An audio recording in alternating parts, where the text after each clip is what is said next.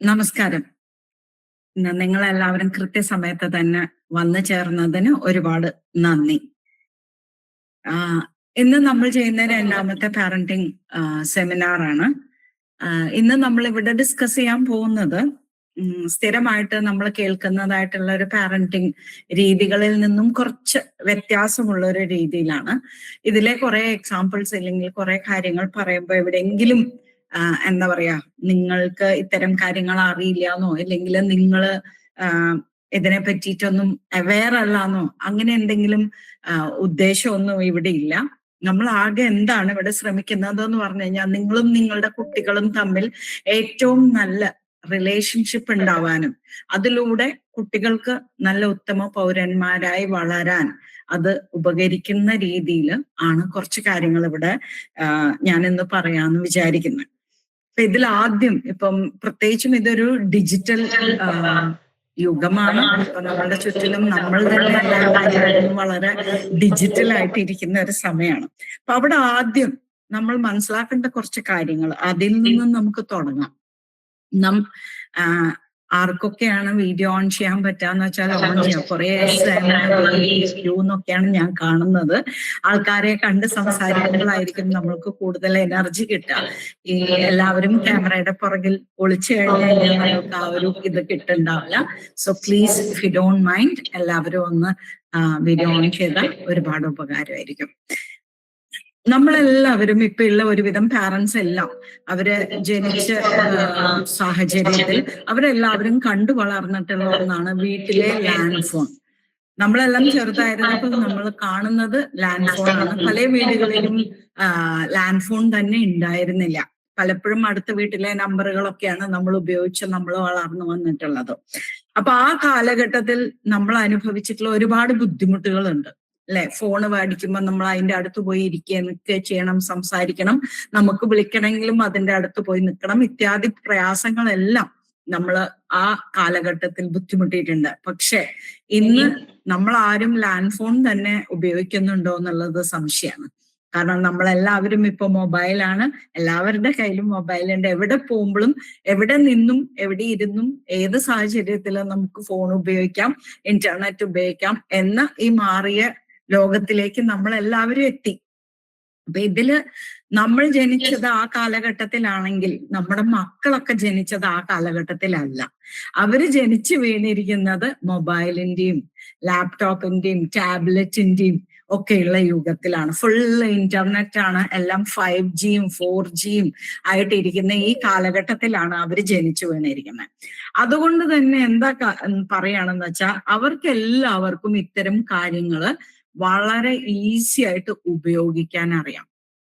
നമ്മളെ പോലെയല്ല. പുതിയൊരു സാധനം, പുതിയൊരു ഫോൺ ആയാലും എന്ത് തന്നെയായാലും അത് അവരുടെ കയ്യിൽ കൊടുത്തു കഴിഞ്ഞാൽ അതിലെ സകല കാര്യങ്ങളും അവർക്കറിയാം. അവരത് പെട്ടെന്ന് തന്നെ നിങ്ങളെ കാണിച്ചു തരും. ഇല്ലെങ്കിൽ അതെങ്ങനെയോ ഉപയോഗിക്കേണ്ടത്. പുതിയൊരു ഫോണ് നിങ്ങൾ വാങ്ങി അവരുടെ കയ്യിൽ കൊടുത്താൽ ഇമ്മീഡിയറ്റ് ആയിട്ട് അമ്മ അത് ഇവിടെയാണ്, അല്ലെങ്കിൽ ഇതിങ്ങനെയാണ് അത് ചെയ്യേണ്ടത്, ഇത്രേ ഉള്ളൂ എന്നുള്ള രീതിയിൽ എന്തോ അതെല്ലാം അവര് ഓൾറെഡി അവരുടെ തലയിൽ ഉണ്ട് എന്നുള്ള മാതിരിയാണ് പറയാം. പക്ഷെ നമ്മളെ സംബന്ധിച്ചിടത്തോളം ഇതെല്ലാം ഇങ്ങനെ നോക്കി കണ്ടുപിടിച്ച് അല്ലെങ്കിൽ എങ്ങനെയാണെന്ന് ചെയ്ത് നോക്കി അങ്ങനെ മാത്രമേ നമ്മൾക്ക് അത് സ്വായത്താക്കാൻ പറ്റാറുള്ളൂ, അല്ലെങ്കിൽ നമുക്കത് ഉപയോഗിക്കാനായിട്ട് മനസ്സിലാക്കാൻ പറ്റാറുള്ളൂ.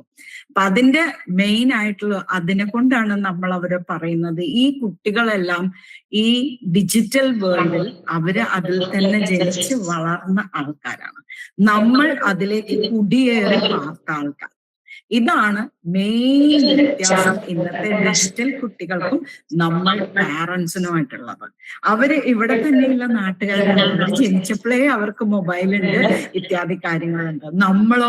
നമ്മൾ അതല്ല കണ്ടു വളർന്നത്. നമ്മൾ പിന്നീട് അതുമായിട്ട് ഒത്തുപോകാനുള്ള ഒരു ഇതിലാണ് നമ്മളിപ്പോ ഉള്ളത്. അപ്പൊ അതുകൊണ്ട് നമ്മൾ മനസ്സിലാക്കേണ്ടത് എന്താ വെച്ചാൽ പല കാര്യങ്ങളിലും അവർക്ക് ഇത്തരം കാര്യങ്ങളെ പറ്റി നമ്മളെക്കാൾ കൂടുതൽ അറിവുണ്ട്. അതിനെപ്പറ്റി ഒരുപാട് കാര്യങ്ങൾ അവര് മനസ്സിലാക്കി വെച്ചിട്ടുണ്ട് എന്ന് നമ്മൾ മനസ്സിലാക്കണം. നമുക്ക് അറിയാത്ത പല കാര്യങ്ങൾ പോലും അവർക്ക് അറിയാവുന്നതാണ്. ഓക്കെ. അപ്പോ ആ രീതിയിൽ നമ്മൾ പറയുമ്പോൾ നമ്മൾ നോക്കേണ്ടത് എന്താന്ന് വെച്ച് കഴിഞ്ഞാൽ ഈ എന്താണ് ഈ വ്യത്യാസം ഇതിന്റെ നാട്ടുകാരും നമ്മളിവിടെ കുടിയേറി പാർത്തവരും എന്ന രീതിയിൽ നമ്മൾ ചിന്തിച്ചു തുടങ്ങിയാൽ കുറെ പ്രശ്നങ്ങൾക്ക് നമുക്ക് ആശ്വാസം കിട്ടും. കാരണം എന്താണ്, നമ്മളുടെ എല്ലാവരുടെയും മെയിൻ പ്രശ്നം എന്താണ്? കുട്ടികൾ 24 മണിക്കൂറും ഫോണിലാണ്. എപ്പൊ നോക്കിക്കോ അത് തോന്നിക്കൊണ്ടിരിക്കുകയാണ്, അവരതിലെന്തെങ്കിലും ചെയ്തോണ്ടിരിക്കുക, കണ്ടോണ്ടിരിക്കുക. ഇതല്ലാതെ ഇന്ന് ഒരു പാരന്റിനും വേറെ ഒന്നും പറയാനില്ല. ആദ്യം ആരെ കണ്ടാലും ഓഹ് ഈ ഫോണിനെ കൊണ്ട് ഒരു രക്ഷയില്ല എന്ന് പറയാത്ത ഒറ്റ പാരന്റ് പോലും കൂടി ഉണ്ടാവും എന്ന് എനിക്ക് തോന്നുന്നില്ല. അപ്പോ ഈ പറച്ചിലിൽ നിങ്ങൾക്ക് മക്കളോട് നിങ്ങൾ എന്താ പറയാ, ഒന്ന് ഇത്തിരി നേരം അതൊന്നും എടുത്ത് മാറ്റി വെച്ചോ, 24 മണിക്കൂർ അതിന്റെ മുകളിൽ ഇരുന്ന് കുത്തിക്കൊണ്ടിരിക്കേണ്ട എന്ന് പറയാത്തവരും ഉണ്ടാവില്ല. അങ്ങനെ നിങ്ങൾ പറയുമ്പോ അവരെന്താ ചെയ്യുന്നത്? ഇത്തിരി കഴിയട്ടെ, ഞാനിവിടെ ഒരു കാര്യം ചെയ്തോണ്ടിരിക്കാം, അല്ലെങ്കിൽ ഞാൻ ഒന്ന് നോക്കിക്കൊണ്ടിരിക്കാം, അത് തീർന്നതും ഞാൻ വെക്കാം. അപ്പോഴത്തേക്ക് നിങ്ങൾക്ക് എന്താ പറ്റാം? നിങ്ങൾക്ക് ദേഷ്യം അല്ലെ, അല്ലെങ്കിൽ ഫ്രസ്ട്രേഷൻ, എന്ത് പറഞ്ഞാലും കേൾക്കില്ല, എത്ര പ്രാവശ്യം പുറകെ നടക്കണം, ഇത്യാദി എല്ലാ കാര്യങ്ങളുമാണ് നിങ്ങൾക്ക് വരാം. അവിടെ നിങ്ങൾക്ക് സത്യത്തില് എന്താണ്, ആ കുട്ടി ഫോൺ ഉപയോഗിക്കുന്നതാണോ സത്യത്തിൽ പ്രശ്നം? ആണോ? എനിക്ക് തോന്നുന്നില്ല. അതിലെ മെയിൻ പ്രശ്നം എവിടെയാണെന്ന് വെച്ചാൽ, നിങ്ങൾക്ക് ഇപ്പോഴും ഡിജിറ്റൽ ലോകം എന്ന് പറയുന്നതിനെ പേടിയാണ്. കാരണം അതിൽ കുറെ ഡേഞ്ചേഴ്സ് ഉണ്ടെന്ന് നിങ്ങൾക്കറിയാം. അതിൽ എന്താണ് ആ കുട്ടി കാണുന്നത്, അല്ലെങ്കിൽ എന്തൊക്കെയാണ് ആ കുട്ടി നോക്കുന്നത്, എന്തൊക്കെയാണ് ഏതിലൂടെയൊക്കെയാണ് പോകുന്നത്, ഏതൊക്കെ സൈറ്റിലേക്ക് കയറുന്നുണ്ട് എന്നൊന്നും നിങ്ങൾക്ക് അറിയുന്നില്ല. അപ്പൊ അതുകൊണ്ട് നിങ്ങൾ എപ്പോഴും വേവലാതിയിലാണ്. ഇത് തെറ്റി വഴിയിൽ വേറെ വഴിയിൽ പോയി പോവോ, തെറ്റിപ്പോവോ, എന്റെ കൊച്ചു വഴി തെറ്റി മോശമായിട്ടുള്ള എന്തെങ്കിലുമൊക്കെ പോയി ചാടുവോ, അല്ലെങ്കിൽ എന്തെങ്കിലും അപകടം വരുത്തി വെക്കോ എന്നുള്ള വേവലാതിയിൽ നിന്നുമാണ് നിങ്ങൾക്ക് ഈ ഫ്രസ്ട്രേഷൻ ഉണ്ടാവുന്നത്, അല്ലെങ്കിൽ ഇറിറ്റേഷൻ ഉണ്ടാവുന്നത്. പക്ഷെ അവിടെ നിങ്ങൾ മനസ്സിലാക്കേണ്ട ഒരു കാര്യം ശരിയാണ്, ഡിജിറ്റൽ വേൾഡ് ആവശ്യത്തിന് ഡേഞ്ചറസ് ആണ്. അതേ സമയത്ത് അതിലുള്ള പ്ലസ്സുകൾ എത്രമാത്രം ഉണ്ടെന്ന് നിങ്ങൾ ആലോചിച്ച് നോക്കും. നിങ്ങളിൽ പലർക്കും തന്നെ എന്താ പറയാ, എല്ലാ ദിവസവും ഉണ്ടാക്കുന്നത് പോലത്തെ അല്ലാതെ സാമ്പാർ ഉണ്ടാക്കണമെന്ന് നിങ്ങൾ വിചാരിക്കുമ്പോൾ ഉടനെ യൂട്യൂബ് എടുത്ത് നോക്കി അതിൽ വേറെ ആരെങ്കിലും പറഞ്ഞിട്ടുള്ള ഒരു സാമ്പാർ, ഇത് നല്ലതാണ്, എന്നാ പിന്നെ ഇന്ന് ഇത് പരീക്ഷിക്കാം, അല്ലെങ്കിൽ ഒരു മീൻകറി വേഗം നോക്കട്ടെ, എന്നാ പിന്നെ അതെടുത്ത് ഇന്ന് ഡിഫറെന്റ് ആയിട്ടുള്ള ഒന്ന് ഉണ്ടാക്കി എല്ലാരെയും ഞെട്ടിക്കാം എന്നെല്ലാം നിങ്ങൾ വിചാരിക്കുന്നില്ലേ? ഇതേപോലെ അവർ ആ ഫോൺ ഉപയോഗിച്ച് എന്തെല്ലാം കാര്യങ്ങൾ ചെയ്യുന്നുണ്ട്. അവര് ലോകം ഒട്ടുക്കുള്ള ഒരുപാട് പേരുമായിട്ട് കൂട്ടുകൂടുന്നുണ്ട്. അതുകൂടാതെ അവർക്ക് അറിയുന്ന പല കാര്യങ്ങളും, അത് ഫോട്ടോഗ്രാഫി ആയാലും പെയിന്റിങ് ആയാലും, അവരുടെ പല എന്താ പറയാ കഴിവുകളും, ഇതെല്ലാം അതില് മറ്റു പലരുമായി ഷെയർ ചെയ്ത്, മറ്റുള്ളവർ അതേപോലെ ഇവരോട് ഷെയർ ചെയ്ത് അവർ അങ്ങനത്തെ കുറെ കാര്യങ്ങൾ പഠിക്കുന്നുണ്ട്. എത്ര പേരാണ് യൂട്യൂബ് ഉപയോഗിച്ച് കുക്കിംഗ് പഠിച്ചവര്? ഇഷ്ടംപോലെ ആൾക്കാരുണ്ട്. അതേമാതിരിയാണ് കോഡിങ്, അത് പഠിക്കാം. ഇങ്ങനത്തെ ഒരുപാട് കാര്യങ്ങൾക്ക് ഈ ഡിജിറ്റൽ നമുക്ക് ഉപയോഗിക്കാം. അതേ സമയത്ത് ശരിയാണ്, ഞാൻ ഇല്ല പറയുന്നില്ല, അതിലൊരുപാട് ചതിക്കുഴികളുണ്ട്, പ്രയാസങ്ങളുണ്ട്, ഒക്കെ ഉണ്ട്. പക്ഷെ അവിടെ നമ്മള് ഈ ഗുണങ്ങളെയെല്ലാം ആണോ മനസ്സിലാക്കേണ്ടത്, അതല്ല അതിലെ ചതിക്കുഴികളെ ഓർത്ത് അതിന്റെ ഗുണം നമ്മൾ ഉപയോഗിക്കേണ്ടെന്ന് വെക്കുകയാണോ? അതിപ്പോ എങ്ങനെ പറയുകയാണെങ്കിൽ, നമ്മുടെ വീട്ടിൽ ഇപ്പൊ വെട്ടുകത്തിയുണ്ട്, കത്തിയുണ്ട്, ഇത്യാദി എല്ലാ സാധനങ്ങളും നമ്മുടെ അടുക്കളയിലുണ്ട് അല്ലെ. ഇതിനെ കൊണ്ട് നമുക്ക് തേങ്ങ പൊളിക്കാം അല്ലെ, തേങ്ങ വെട്ടാം, പിന്നെ വാഴ വെട്ടാം, നമ്മളെ പച്ചക്കറികളൊക്കെ ഇത്യാദി എല്ലാം ചെയ്യാം. പക്ഷെ അതേ സാധനം നമുക്കൊരാളെ കുത്തിക്കൊല്ലാനോ വെട്ടിക്കൊല്ലാനോ ഉപയോഗിക്കാം ഇല്ലേ? അതിനു വേണ്ടി നിങ്ങൾ ഈ സാധനങ്ങൾ വാങ്ങി വെക്കാതെ ഇരിക്കുന്നുണ്ടോ വീട്ടില്?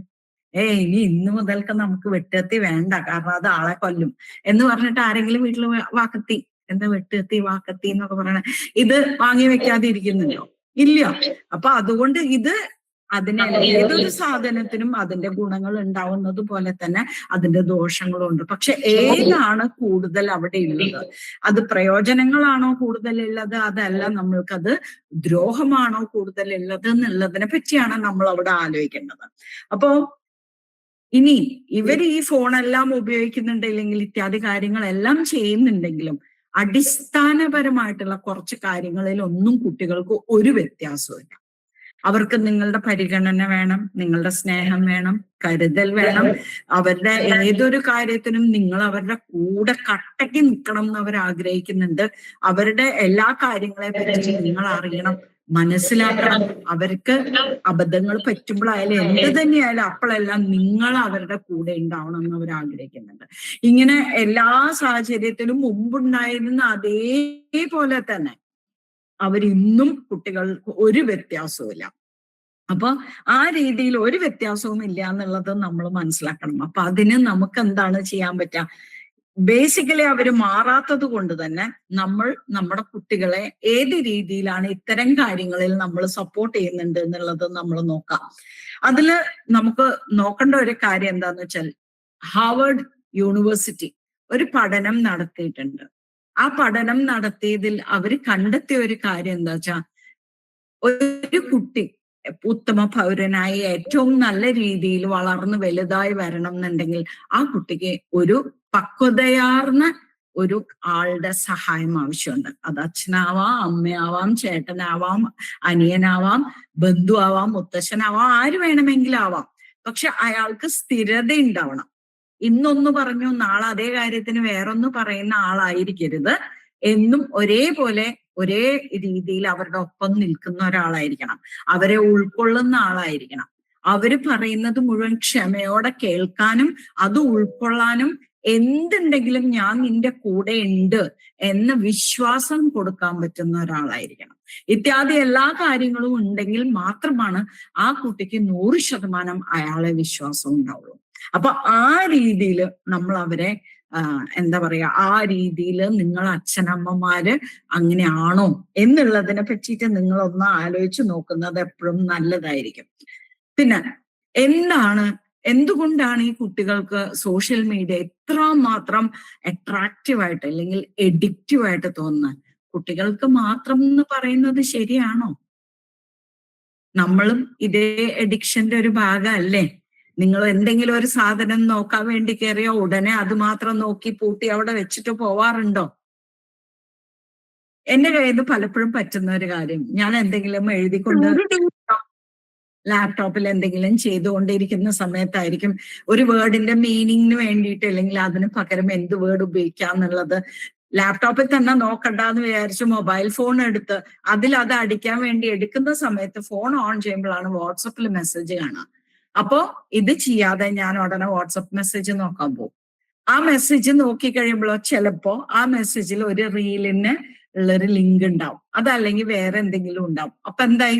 അതിന്റെ പുറകെ പോകുന്നതിനോടൊപ്പം അവിടുന്ന് പിന്നെയും നമ്മൾ പോകും. ഇതെല്ലാം കൂടി കഴിഞ്ഞ് ഒരു അരമണിക്കൂർ ചുരുങ്ങിയതാവും തിരിച്ച് ഞാൻ എന്തിനാണ് ഫോൺ എടുത്തത് എന്ന ഓർമ്മ എനിക്ക് തിരിച്ചു കിട്ടാൻ. അപ്പൊ ഇത് മിക്കവാറും ആൾക്കാരുടെ കാര്യമാണ്. അപ്പൊ നമ്മൾ കുട്ടികൾക്ക് മാത്രമാണ് ഈ അഡിക്ഷൻ എന്ന് നമ്മൾ വിചാരിക്കണം. നമുക്ക് എല്ലാവർക്കും ഉണ്ട് ഈ അഡിക്ഷൻ.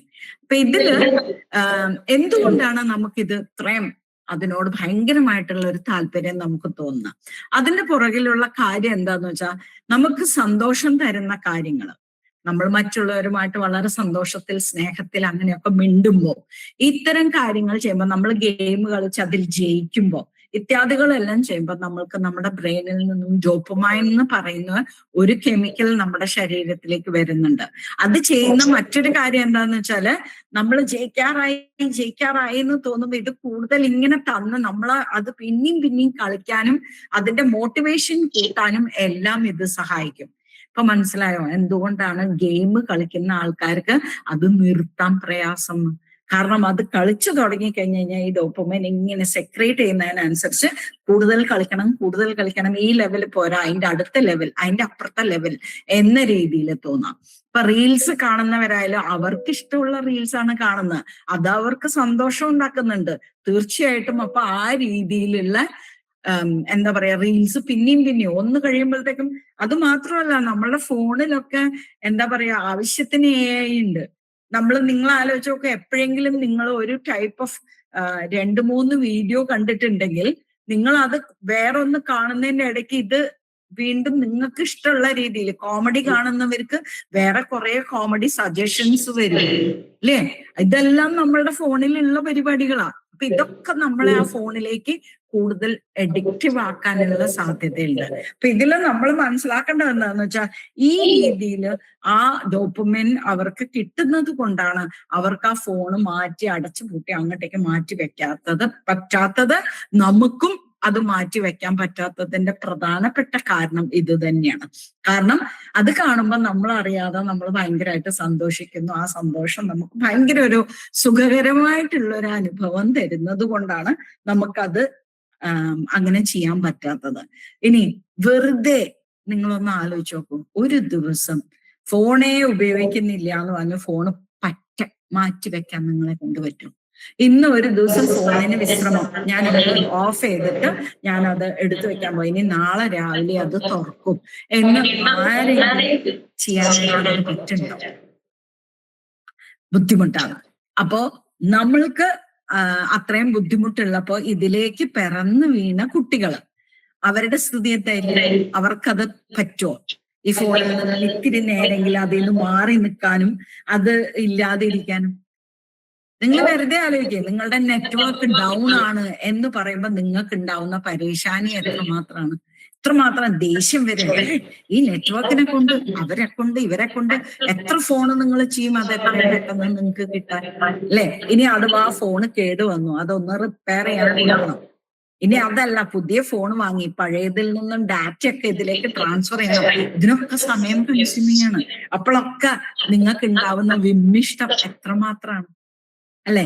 അപ്പോ അതാണ് നിങ്ങൾ മനസ്സിലാക്കേണ്ടത്. നിങ്ങൾക്ക് ഇതൊക്കെ ഉണ്ട്, പക്ഷെ നിങ്ങൾ മുതിർന്നവരായതുകൊണ്ട് നിങ്ങളെ ആരും ചോദിക്കാനും നിങ്ങളെ ആരും ഇത്തരം പറയാനും ഇല്ലാത്തത് കൊണ്ട് നിങ്ങൾ കുട്ടികളിൽ ഇതെല്ലാം കാണുമ്പോൾ നിങ്ങൾ അവരോട് പറയുന്നു, നിങ്ങൾ അങ്ങനെ ചെയ്യരുത്, ഇത് ചെയ്യരുത്, ഇങ്ങനെയല്ല, ഫോൺ എപ്പോഴും നോക്കരുത് ഇത്യാദികളെല്ലാം പറഞ്ഞ് വീട്ടിൽ എപ്പോഴും നമ്മൾ വഴക്കുണ്ടാക്കുന്നു.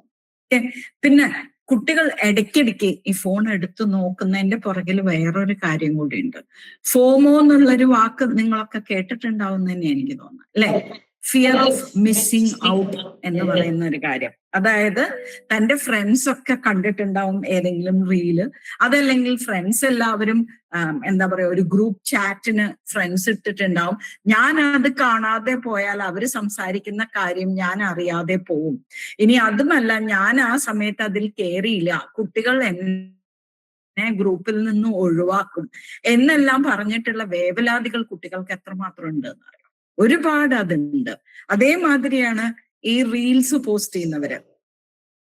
പല രീതിയിലുള്ള ഫേസ്ബുക്കിലായാലും ഇൻസ്റ്റയിലായാലും വേറെ എന്തൊക്കെയോ ഉണ്ട്, ഇതിലെല്ലാം പോസ്റ്റ് ചെയ്യുന്നവരെല്ലാം അതിന് ഇടയ്ക്കിടയ്ക്ക് നോക്കുന്നത് എന്താണ്, എത്ര ലൈക്ക് കിട്ടി, എത്ര പേര് കമന്റ് ചെയ്തു, എന്റെ എത്ര ഫ്രണ്ട്സ് അത് കണ്ടു, ഇതെല്ലാം അവര് നോക്കിക്കൊണ്ടിരിക്കുകയാണ്. അപ്പൊ ഇതിലെ എണ്ണം കുറയുമ്പോഴും ഇതിൽ അവർ ഉദ്ദേശിക്കുന്ന രീതിയിലുള്ള ആൾക്കാരെ റെസ്പോണ്ട് ചെയ്തിട്ടുണ്ട്, അവരിൽ അത് ഭയങ്കര സങ്കടം ഉണ്ടാക്കുന്നുണ്ട്, ഇറിറ്റേഷൻ ഉണ്ടാക്കുന്നുണ്ട്, ആങ്സൈറ്റി ഉണ്ടാക്കുന്നുണ്ട്. അപ്പോ ഈ ആങ്സൈറ്റി എല്ലാം അവർക്കുണ്ട്. നിങ്ങൾക്ക് ചിലപ്പോൾ അത് മനസ്സിലായിട്ടുണ്ടാവാം, ചിലപ്പോൾ മനസ്സിലായിട്ടുണ്ടാവില്ല. അപ്പൊ നിങ്ങൾ ഓർക്കേണ്ട ഒരു കാര്യം എന്താന്ന് വെച്ചാൽ, നിങ്ങൾ അവരെ ഈ പ്രശ്നം, അവർക്ക് ഈ ആൻസൈറ്റി ഉള്ളത്, ഈ ഫോമോ എന്ന് പറയുന്ന സാധനമുള്ളത്, ഇതൊക്കെ ഒരു പാരന്റ് എന്ന നിലയ്ക്ക് നിങ്ങൾക്ക് അറിയുമ്പോൾ നിങ്ങൾ അവരെ ചെയ്യേണ്ടത് എന്താണ്? നിങ്ങൾ അവരെ വിളിച്ചിരുത്താം, അവരോട് നല്ല സ്നേഹത്തിൽ സംസാരിക്കാം, അവരോട് ചോദിക്കാം എന്താണ് സംഭവം, എന്ത് പറ്റി, എന്തിനാണ് വിഷമിച്ചിരിക്കുന്നത്, അല്ലെങ്കിൽ എന്താണ് അവരെ ബോധർ ചെയ്യുന്നത്, എന്താണ് അവർക്ക് ഇപ്പോഴുള്ള പരേശാനി എന്നുള്ളത് ചോദിക്കാം. അത് കഴിഞ്ഞ് അവർ അതിന്റെ കാര്യം പറയുമ്പോൾ അവരോട് പറയേണ്ട ഒരു കാര്യം എന്താന്ന് വെച്ചാൽ, ഇൻസ്റ്റാഗ്രാമിലെ ലൈക്സോ അതിൽ വരുന്ന വ്യക്തി നിന്നിലെ ഗുണങ്ങളും നിന്നിലെ ദോഷങ്ങളും അതെല്ലാം കൂടി ഉള്ളതാണ് നീ എന്ന വ്യക്തി.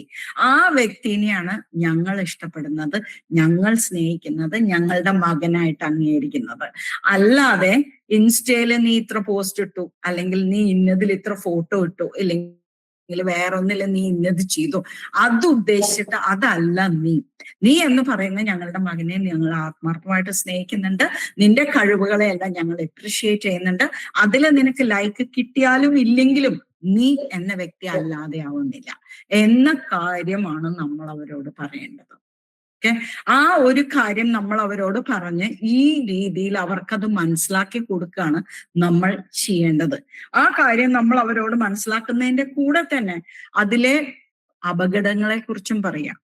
ഈ ഇൻസ്റ്റാഗ്രാമിലായാലും ഫേസ്ബുക്കിലായാലും വേറെ ഏതിലായാലും സോഷ്യൽ മീഡിയ എന്തിലും നിങ്ങൾ പോസ്റ്റ് ചെയ്യുന്ന എല്ലാ കാര്യങ്ങളും നിങ്ങൾ നിങ്ങളുടെ ഫോണിൽ നിന്നോ ലാപ്ടോപ്പിൽ നിന്നോ ടാബ്ലറ്റിൽ നിന്നോ ഡിലീറ്റ് ചെയ്താൽ പോലും അത് ഒരു ഡിജിറ്റൽ ഫുട് പ്രിന്റ് ആയിട്ട് അവിടെ കിടക്കും. അതിനി എത്ര കാലം കഴിഞ്ഞാലും അത് അവിടെ തന്നെ ഉണ്ടാവും. നിങ്ങൾ ഫോൺ നമ്പർ മാറ്റിയാലും ശരി, ഇമെയിൽ അഡ്രസ്സ് മാറ്റിയാലും ശരി, ഇനി എത്ര കാലം കഴിഞ്ഞാലും ശരി, അത് അവിടെ തന്നെ ഉണ്ടാവും. അപ്പോ അങ്ങനെ വരുമ്പോ എന്താ പറ്റുക? നിങ്ങൾ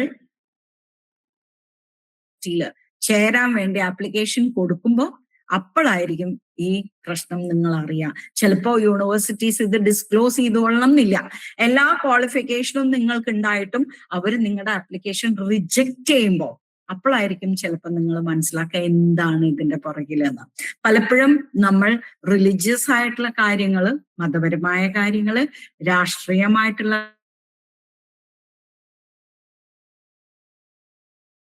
കാര്യങ്ങള് ഓരോരുത്തരോട് പേഴ്സണലായിട്ട് ഓരോരുത്തരെ പറ്റിയുള്ള പരാമർശങ്ങൾ, എഴുതുന്ന കാര്യങ്ങൾ, ഇതെല്ലാം പിന്നീട് ഒരു സാധ്യതകളും ചെക്ക് ചെയ്തിട്ട് മാത്രമേ സ്റ്റുഡൻസിന് എടുക്കുന്നുള്ളൂ. അതേപോലെയാണ് നിങ്ങൾക്ക് ഹൈ ക്വാളിഫിക്കേഷൻ ഉണ്ട്, എല്ലാം ഉണ്ടായിട്ടും ജോലി ഇതേപോലെ അവരെ നമ്മളെ ചെക്ക് ചെയ്യുന്നുണ്ട്. നിങ്ങൾക്ക് ഏതെങ്കിലും പ്രസ്ഥാനങ്ങളായി എന്തെങ്കിലും ഇതായിട്ടൊക്കെ ഭയങ്കരമായിട്ട് നിങ്ങൾ അതിന്റെ അനുഭാവിയാണ്, അങ്ങനെ ഇങ്ങനെയൊക്കെ ഉണ്ടെങ്കിൽ നിങ്ങൾക്ക് നിങ്ങളുടെ ജോലി സാധ്യത പോലും വളരെ ബുദ്ധിമുട്ടിലാവും.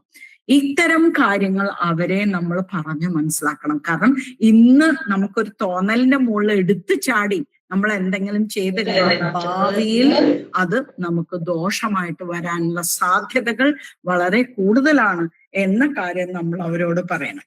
അതിന്റെ കൂടെ നമ്മൾ പറയേണ്ട മറ്റൊരു കാര്യമാണ് ഈ ഫോണിലെ നീല വെളിച്ചം. ഈ നീല വെളിച്ചം നമ്മുടെ ആകാശത്തിന്റെ നീലയാണ്. അപ്പോ ഈ നീല വെളിച്ചം ഫോണിലും ആകാശത്തിന്റെ നീലവും ഒരേ കളറായതുകൊണ്ട് നമുക്ക് രാത്രി ഈ ഫോൺ ഇങ്ങനെ വെച്ച് നമ്മൾ നോക്കിക്കൊണ്ടിരിക്കുമ്പോൾ എന്തുകൊണ്ടാണ് ഉറങ്ങാൻ പറ്റാത്തത് എന്ന് ചോദിച്ചു കഴിഞ്ഞാൽ നമ്മളുടെ ബ്രെയിനിന് രാത്രിയാണോ പകലാണോ എന്ന് തിരിച്ചറിയാൻ പറ്റുന്നില്ല. ഈ തിരിച്ചറിയാൻ പറ്റാതെ വരുമ്പോൾ നമ്മൾ ഉറങ്ങാൻ വേണ്ടി നമ്മുടെ ശരീരം നമുക്ക് തരുന്ന മെലറ്റോണിൻ എന്ന് പറയുന്ന സാധനം ബ്രെയിൻ സെക്രീറ്റ് ചെയ്യില്ല.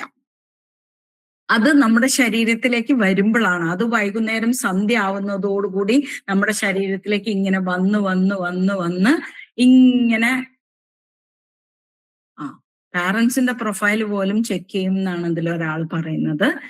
അപ്പോ എന്താണ് ഈ രീതിയിൽ അത് കയറി രാത്രി 10-10:30 ആവുമ്പോഴാണ് ഏറ്റവും അധികം മെലറ്റോണിൻ നമ്മളുടെ ഇതിലുണ്ടാവുന്നത്. അതുകൊണ്ടാണ് ആ സമയത്ത് നമ്മളെല്ലാം അങ്ങനെ ഉറക്കം വരുന്ന രീതിയിൽ, നിങ്ങൾ സ്ഥിരമായിട്ട് 10-10:30 ഉറങ്ങുന്ന ആളാണെങ്കിൽ ആ സമയം നിങ്ങൾക്ക് ശരിക്കും ഉറക്കം വരുന്നത് മെലറ്റോണിൻ ഏറ്റവും ഹയസ്റ്റ് ആയിട്ട് ആ സമയത്ത് സെക്രീറ്റ് ചെയ്യുന്നത് കൊണ്ടാണ്.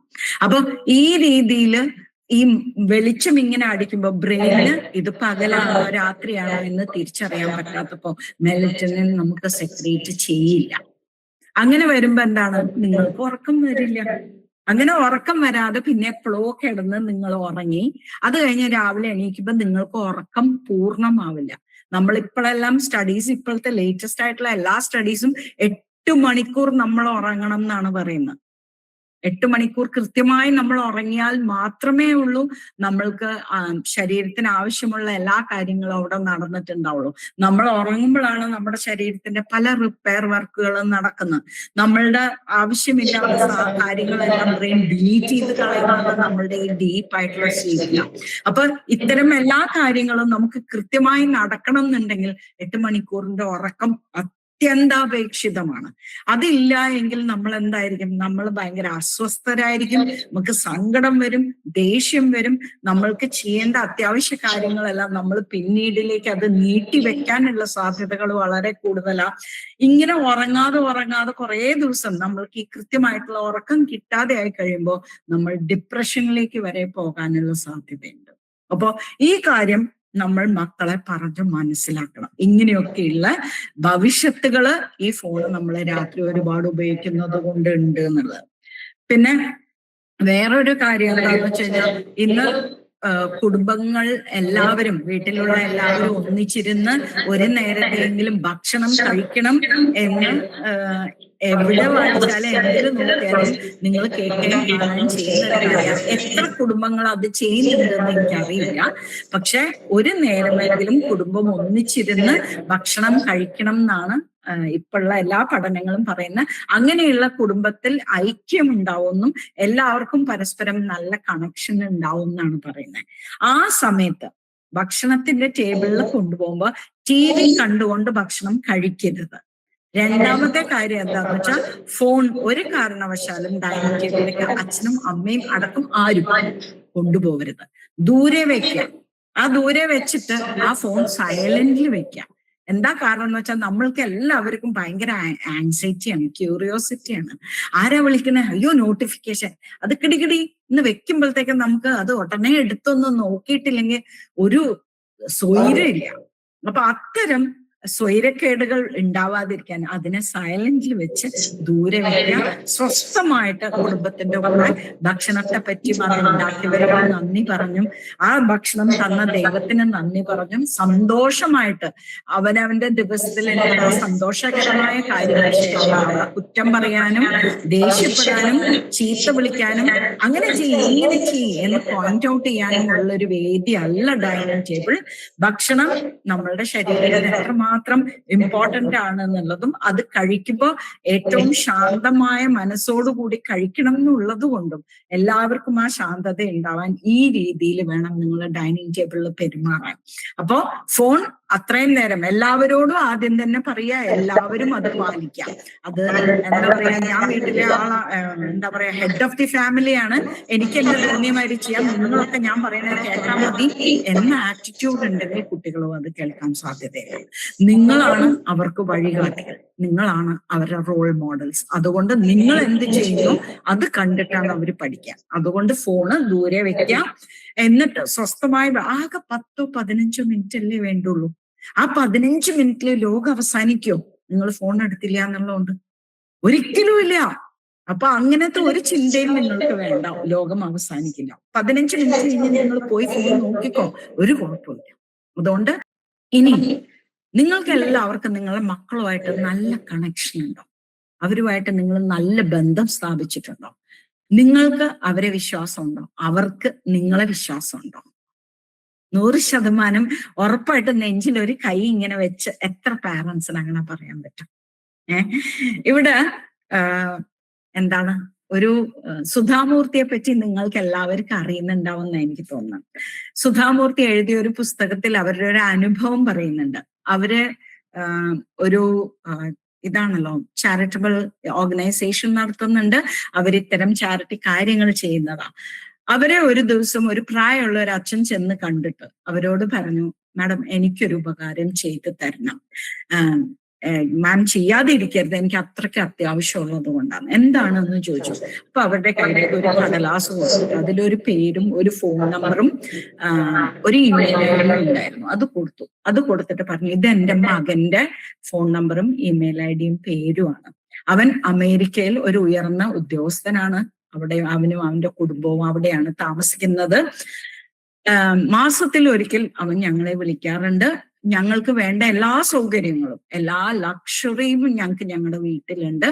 എല്ലാം ഞങ്ങൾക്ക് ഉണ്ടെങ്കിലും ഞങ്ങളെ വിളിച്ചാൽ ആകെ അവൻ എല്ലാം സുഖമല്ലേ, എല്ലാം ഓക്കെ അല്ലേ, വേറെ കുഴപ്പമൊന്നുമില്ലല്ലോ, ഒക്കെ ഭംഗിയായിട്ട് പോകുന്നില്ലേ, ഇതൊക്കെ സാധനങ്ങളൊക്കെ കൃത്യം വർക്ക് ചെയ്യുന്നില്ലേ, ശരി എന്നാലായിക്കോട്ടെ അടുത്ത മാസം വിളിക്കാം. ഇതാണ് അവൻ ചെയ്യുന്നത്. അപ്പോ ദയവ് ചെയ്ത് അവനോട് ഇടയ്ക്ക് ഒന്ന് വിളിച്ച് ഞങ്ങളെ സുഖവിവരം അന്വേഷിക്കാനും, ഞങ്ങൾക്ക് ആഗ്രഹമുണ്ട് അവന്റെ ഭാര്യനെയും കുട്ടികളെയും കാണാൻ, അവനെ കണ്ടിട്ട് ഇപ്പൊ കുറെ 5-6 വർഷമായി നാട്ടിലേക്ക് വരുന്നില്ല. അപ്പൊ മാഡം എങ്ങനെയെങ്കിലും ഇതൊന്ന് ഞങ്ങൾക്ക് പറഞ്ഞ് ശരിയാക്കി തരാം, അവര് ഹംബിൾ റിക്വസ്റ്റ് ആണെന്ന് പറഞ്ഞു. ഇത് കേട്ടിട്ട് ഇവർക്ക് എന്താ ചെയ്യേണ്ടത് എന്നുള്ളതിനെ പറ്റിയിട്ട് ഇവർക്ക് പ്രത്യേകിച്ച് ഒരു ഐഡിയ ഉണ്ടായിരുന്നില്ല. ഇവര് വിചാരിച്ചു ഇതൊരു വേറെ തന്നെ ഒരു രീതിയിലുള്ള ഒരു പ്രശ്നമാണല്ലോ, അപ്പൊ ഇതിനെ എന്ത് ചെയ്യാന്ന്. 2-3 ദിവസം കഴിഞ്ഞപ്പോഴത്തേക്ക് ഇവർക്ക് ഭയങ്കര അസ്വസ്ഥതയോ, ഒരാൾ വന്നൊരു സഹായം ആവശ്യപ്പെട്ടിട്ട് എനിക്ക് ചെയ്യാൻ പറ്റിയില്ലെങ്കിൽ മോശമല്ലേന്ന്. അങ്ങനെ ഇവര് ആ കുട്ടിക്ക് ഒരു ഇമെയിൽ അയച്ചു. ഇങ്ങനെ ഇമെയിൽ അയച്ചിട്ട് പറഞ്ഞു, ഇങ്ങനെ അച്ഛൻ എന്നെ കാണാൻ വന്നിരുന്നു, ഇങ്ങനെയെല്ലാം പറഞ്ഞു. എന്താണ് മോനെ നിന്നെ പഠിപ്പിച്ച് നല്ല രീതിയിൽ വളർത്തി നീ വലിയ ഉദ്യോഗസ്ഥനൊക്കെ ആക്കിയത് നിന്റെ അച്ഛനും അമ്മയല്ലേ? അപ്പൊ നീ അവരെ മറന്ന് നീ ഇങ്ങനെ വിളിക്കാതെ നാട്ടിൽ വരാതെ നിന്റെ കുട്ടികളെ അവർക്ക് കാണാം, അവരുടെ പേരക്കുട്ടികളല്ലേ, അവർക്ക് അതിൽ അതിയായ ആഗ്രഹം ഉണ്ടാവില്ലേ? എന്തുകൊണ്ടാണ് നിനക്ക് വരാൻ പറ്റാത്തത്, അല്ലെങ്കിൽ എന്താ നിന്റെ പ്രയാസം എന്ന് എനിക്ക് അറിഞ്ഞാൽ അതിനനുസരിച്ച് നിന്റെ അച്ഛനോട് പറയായിരുന്നു. വലിയ പ്രതീക്ഷയിലാണ് മൂപ്പർ എന്നോട് ഈ കാര്യങ്ങളെല്ലാം പറഞ്ഞു. അപ്പൊ നിന്റെ ഒഴിവ് പോലെ നീ എനിക്കൊരു മറുപടി തരണം എന്ന് പറഞ്ഞു. അടുത്ത ദിവസം തന്നെ അവർക്ക് മറുപടി കിട്ടി. അതിൽ മകൻ എഴുതിയത് എന്താന്ന് വെച്ചാൽ, അവരെന്നോട് ഇന്ന് വരെ, ഞാൻ നാട്ടിലുണ്ടായിരുന്നപ്പോ എന്നെ പഠിപ്പിച്ചപ്പോ ശരിയാണ്, അവരെന്നെ പഠിപ്പിച്ചു, എന്നെ എന്താ പറയാ വലിയ ഡിഗ്രികളും ബാക്കിയുള്ളതും ഒക്കെ എനിക്ക് നേടിത്തന്നു. ഒരിക്കൽ പോലും എന്നെ ഒരു മകനായിട്ട് അവർ സ്നേഹിച്ചിട്ടില്ല.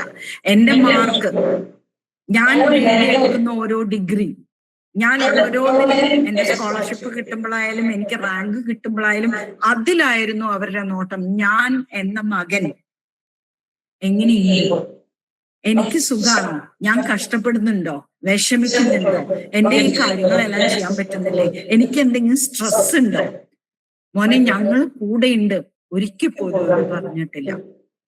പിന്നെ ഞാൻ എന്താണ് അവരോട് വിളിക്കേണ്ടത്? എനിക്ക് അവരെ വിളിക്കുമ്പോ എനിക്ക് പ്രത്യേകിച്ച് ഒന്നും ചോദിക്കാനില്ല. എനിക്ക് ആകെ ചോദിക്കാനുള്ളത്, അവർക്കുള്ള എല്ലാ സൗകര്യങ്ങളും ഞാൻ ചെയ്തു കൊടുത്തിട്ടുണ്ട്, അതിലൊന്നും ഞാൻ ഒരു കുറവും വരുത്തിയിട്ടില്ല.